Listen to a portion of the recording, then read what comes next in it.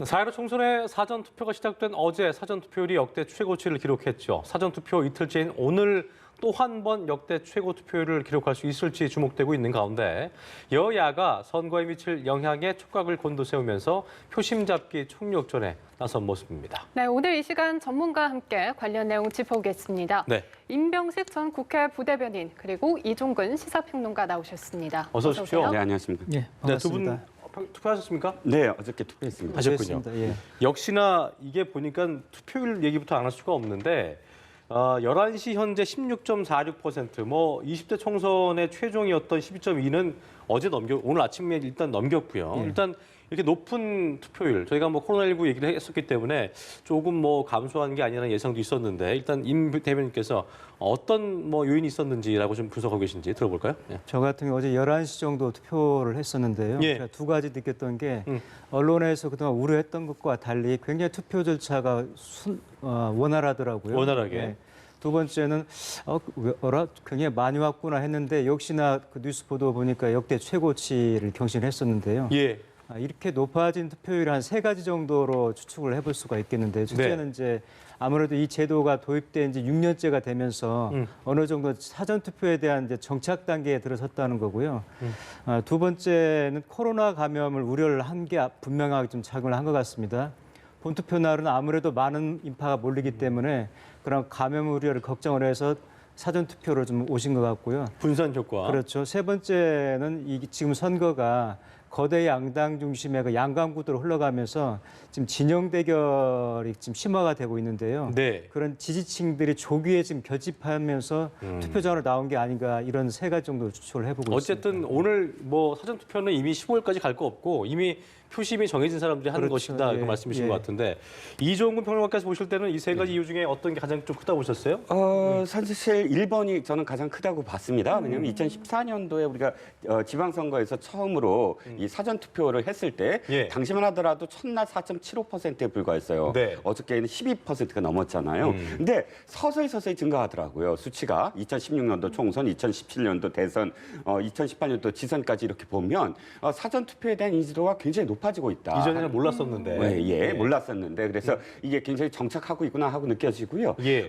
일단 외국과 비교해 보면 외국은 사전 투표가 기간이 굉장히 깁니다. 미국과 일본 같은 경우만 해도 2주일에 걸쳐서 사전 투표를 하고요. 예. 스웨덴 같은 경우는 18일 정도를 하고 있거든요. 예. 근데 우리가 사전 투표율이 워낙에 사전 투표에 대한 인지도가 좀 낮고 또 불신 같은 게 신뢰도 같은 게 있어요. 투표함을 미리 한 5일 동안 갖고 있어도 이것이 어떻게 또 부정선거가 되지 않을까 하는 잘못된 우려가 게 아닌가. 아직도 있거든요. 그런데 이번에 사전투표가 이렇게 높아지는 것을 아마도 선관위에서 좀 반영을 한다면 예. 사전투표를 조금 더 기간을 늘릴 수 있다. 이제는 우리도 앞으로도? 예. 그런 좀 희망적인 어떤 상황이 보이고요. 예, 예. 한 가지만 더 말씀드리면 아까 대변인께서 말씀하신 세 번째 이유.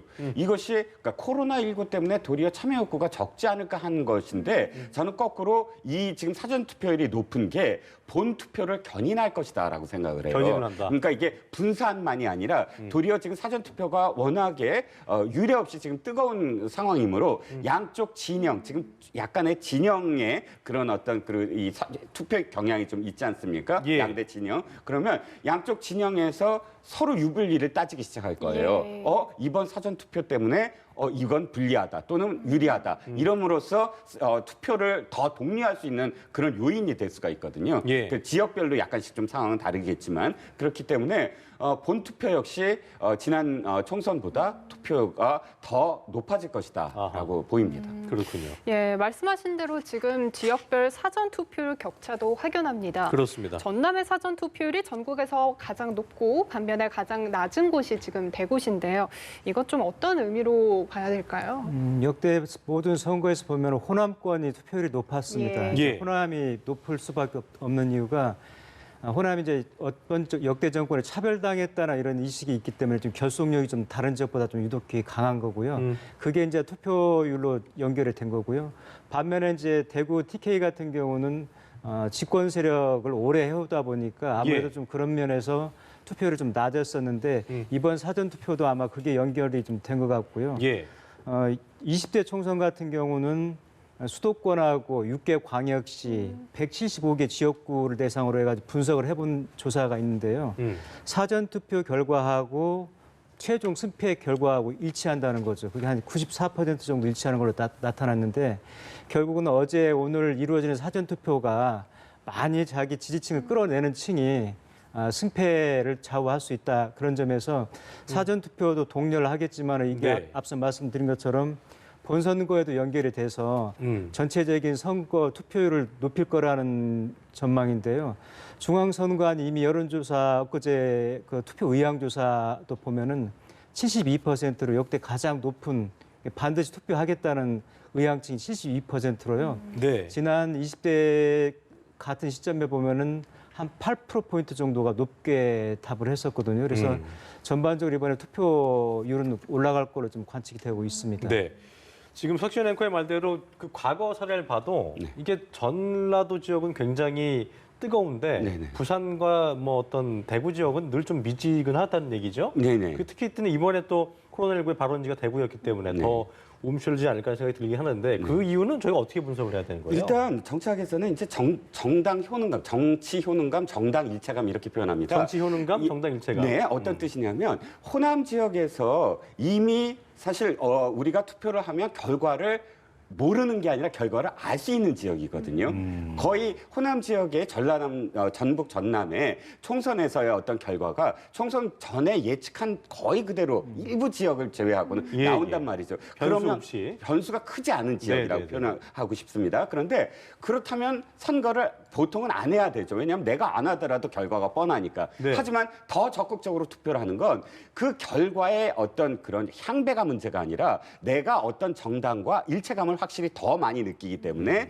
그 정당에 내가 투표를 함으로써 효능감, 나한테 돌아오는 어떤 효능감이 크다. 라는 그런 지역이 이제 호남 지역이라고 할 수 있죠. 다시 네. 말씀드려서 정당과 내가 일치한다 하는 그런 이 감이 굉장히 높은 지역이 호남 지역이기 때문에 결과에 상관없이 난 무조건 여기다 투표를 한다라는 것이 역대 선거에서 전라남도 지역, 전라북도 지역이 투표율이 높은 지역이라고 볼 수가 있고요. 예. 대구는 이번에 사실 이번만이 아니라 20대 총선 결과만 하더라도 투표율을 보면 대구 지역이 54%인데 광주 지역이 61%예요. 예. 그러니까 그때 당시에 58%가 평균이었는데 평균보다 언제나 대구 지역이 좀 낮습니다. 낮았죠. 그리고 또 한 가지는 코로나19 때문에 실질적으로 지금 아직도 분위기가 코로나19의 이 확산 지역에서 완전히 벗어나지는 못하고 있다. 그런 그 감정 때문에 더욱더 그럴 것 같고요. 대구 지역은 거꾸로 TK 지역은 내가 안 하더라도 어쨌든 이 지역은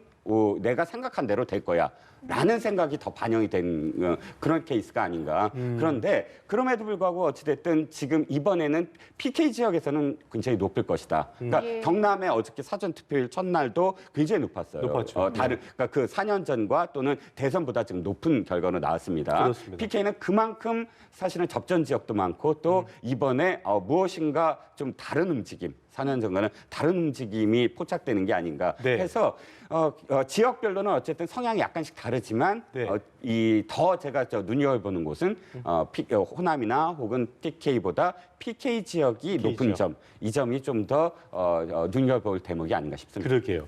이종근 평론가 얘기대로 뭔가 이제 투표율이 좀 높아진다는 것은 저희가 흔히 알기로는 뭘 좀 바꿔보자 이런 열망이 커서 그런 건지는 모르겠습니다만 어쨌든 여야 모두 이번 높은 사전 투표율에 대해서 자신에게 유리하다는 분석을 하고 있는 것 같아요.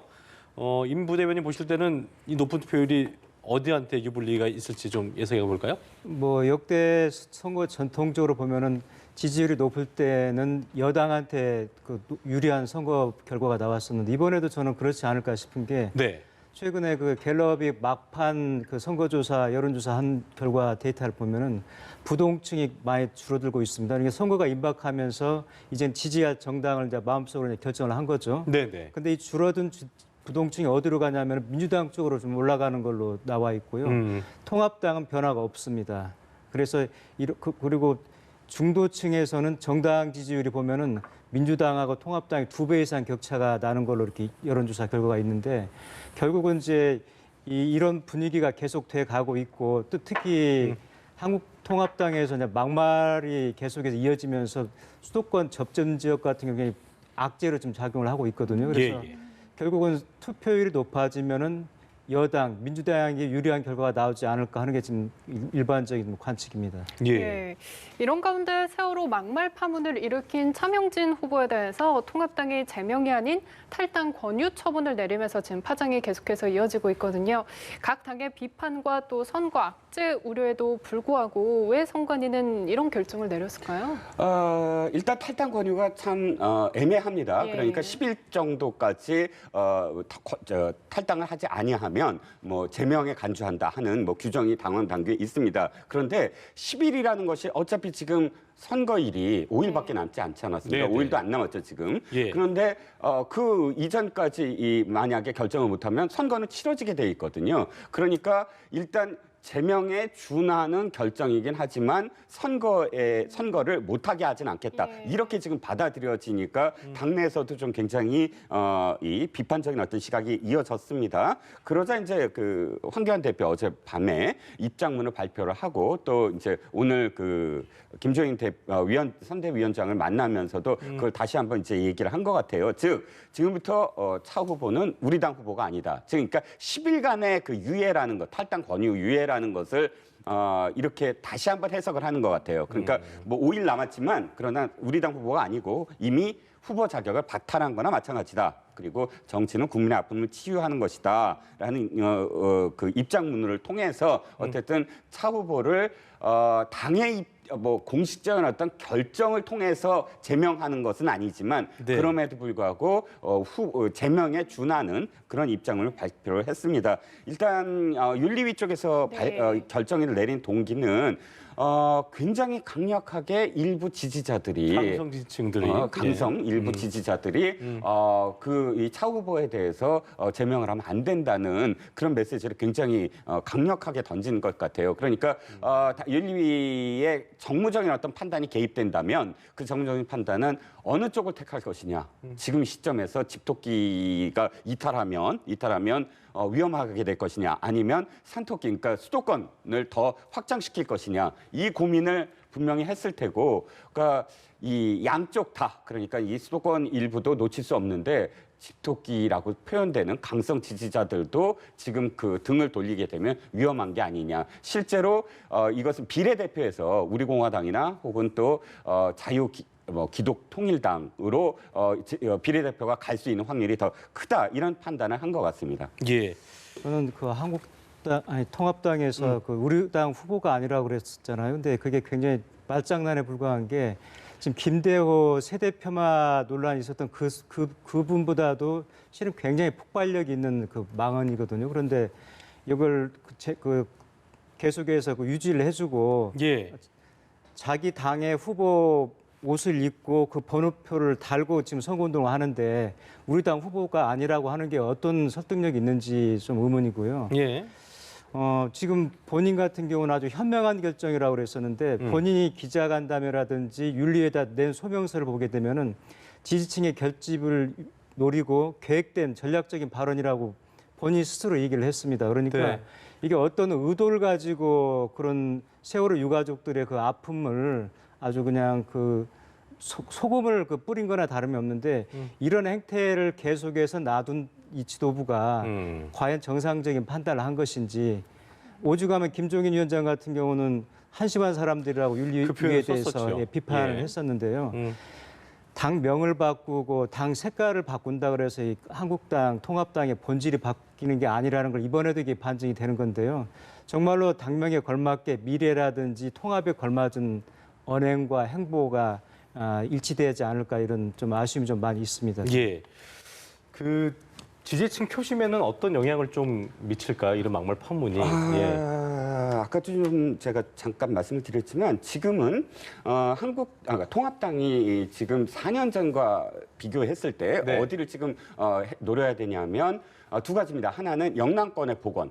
그러니까 영남권이라는 것이 3당 통합 이후에 한 번도 TK와 PK가 갈린 적이 없어 민심이 예. 함께 3당 통합 이후에 그런데 지난 4년 전 그 총선과 그 다음에 이어지는 대선 지선에서 영남 이제 PK 민심과 TK 민심이 달라지고 또 TK 안에서도 약간씩 좀 경북과 대구 민심이 약간씩 또 달라지기 시작했거든요. 그렇습니다. 그런데 이번에는 지상과제가 TK와 PK를 완전히 또 지지층을 복원시켜야 되고 두 번째가 수도권입니다. 4년 전에 수도권에서 강남을 한 번도 뺏기지 않은 강남을과 양천 갑을 빼앗겼거든요. 상징적인 두 곳만이 아니고 49석 중에 서울에서도 상당 부분 아성이라고 하는 부분을 빼앗겼어요. 그렇다면 일단 영남권 보고는 어느 정도 지금 다지고 있다고 한다면 지금 눈여겨볼 대목은 수도권이거든요. 예. 그러니까 수도권에 거의 사활을 걸어야 되는 어떤 상황에서 김종인 위원장이 저렇게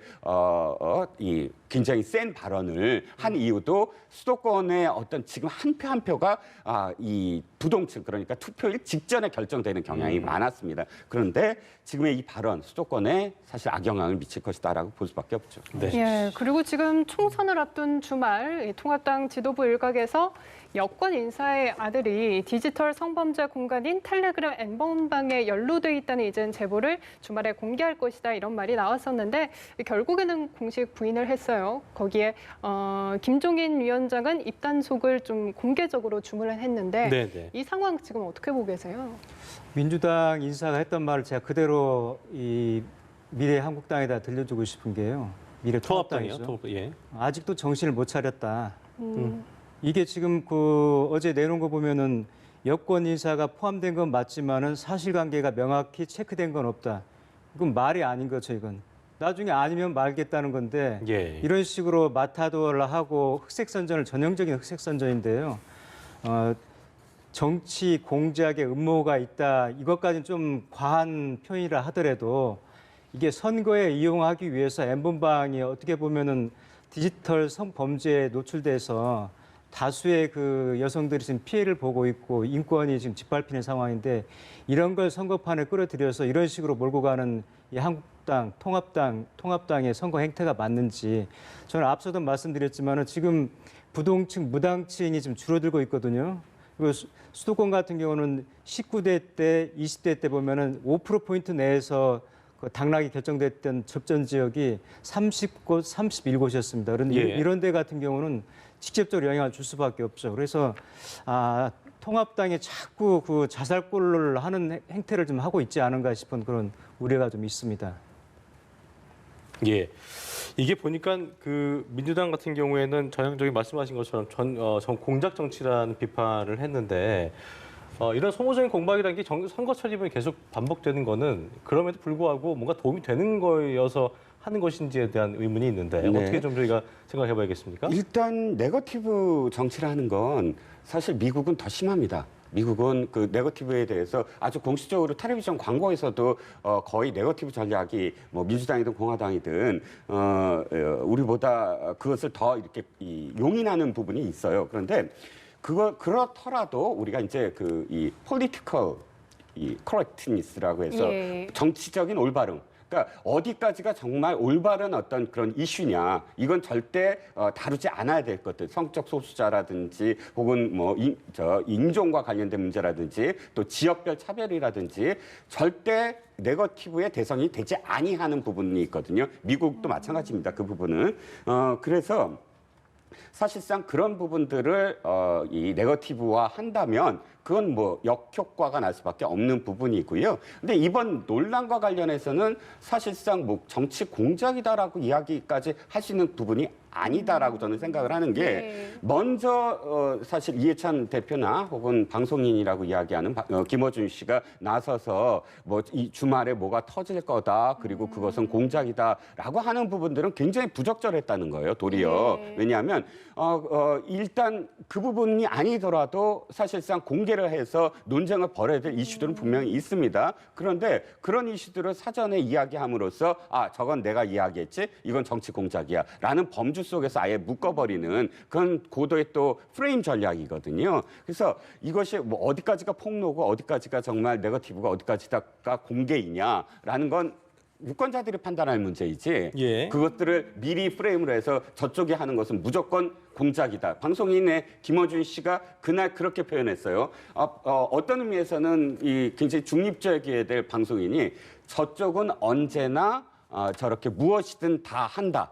라는 그런 표현을 써가면서 나오지도 아니한 아직도 공개되지 아니한 그런 이슈들을 갖고 그렇게 재단하는 것. 그러니까 여야가 지금 뭐 거의 이 투표일 바로 직전까지도 이 공작론을 갖고 서로 네거티브 프레임을 짜는 게 아니냐 이렇게 보여집니다. 네, 저희가 잠시 사과 말씀 좀 드리겠습니다. 제가 아까 투표율 관련 얘기를 하면서 대구에 대해서 코로나 발원지라는 얘기를 표현을 썼었는데 그것이 아니라 이제 가장 피해를 많이 입은 지역에는 저희가 적절하지 못한 발언을 했던 점에 대해서 여러분께 사과 말씀 다시 한번 드리겠습니다. 예, 지금 대담을 네. 이어가자면 각 당이 최대 승부처인 수도권을 바라보는 시각이 좀 엇갈리고 있습니다. 여야의 자체 분석 지금 어떻게 평가하고 계세요? 민주당이 뭐 좀 톤을 낮추고는 있습니다만은 예. 압승할 것으로 뭐 자신을 하고 있습니다. 뭐 내부적인 판단이 그렇고요. 야당 같은 경우는 어쨌든 지금 불리한 입장인데 최근에 앞서 계속 말씀드렸던 것처럼 막말 발언이 악재가 터지면서 이런 접전 지역에 더 부정적인 영향을 미치고 있다. 이런 추세가 계속해서 이어진다면은 표에 굉장히 좀 악영향을 미칠 수밖에 없는데 그런 점에서 볼 때 민주당이 이번에 과반 내지는 뭐 이런 정도 의석수를 차지하지 않을 예. 건가 이게 지금 일반적인 관측이고요. 예. 뭐 저도 크게 다르지 않게 보고 있는데요. 특히 이제 비례 위성정당이 그 범진보 여권 같은 경우는 뭐 3개 정당이 되기 때문에 그 비례까지 포함하게 되면 과반 이상을 확보를 할 것으로 좀 관측을 하고 있습니다. 예. 어쨌든 그 전체적으로는 좀 여당 우세라는 거에 대해서는 이견이 없다고 좀 봐야 될까요? 그러니까 뭐 소위 얘기하는 어떤 이 상황에서 사이보수층이라는 거, 이 무응답층이 어디로 갈 것인가에 대한 관심이 좀 쏠리는 것인데 어떻게 보고 계신지 저희가 좀. 두 가지 다 가능하죠. 예. 분석이. 왜냐하면 첫 번째는 우리가 지금 여당이 우세하다고 이야기하는 건 추세선이에요. 전 여론조사에서 어느 지역이 뭐 완벽하게 크다 적다가 중요한 게 아니라 격차는 좁은 상황이고. 어떠한 여론조사에서도 사실은 추세선은 거의 비슷한 격차를 지금 보이고 네, 있거든요. 그렇기 때문에 현재까지 여당이 유리하다라고는 할 수가 있겠죠. 네. 그런데 또 한 가지 똑같은 어떤 기관들의 똑같은 여론조사의 기법으로 예. 4년 전에는 지금 우리가 현재 깜깜이라고 세칭 얘기하는 그 이 투표일 6일 전부터 공표가 안 되는 여론조사는 공표만 안 되지 여론조사는 계속 하지 않습니까? 그래갖고 예. 투표일 이후에 발표는 하잖아요. 그런데 그때 4년 전에 이 깜깜이라고 이야기하는 공표 금지 기간의 여론조사 결과를 보면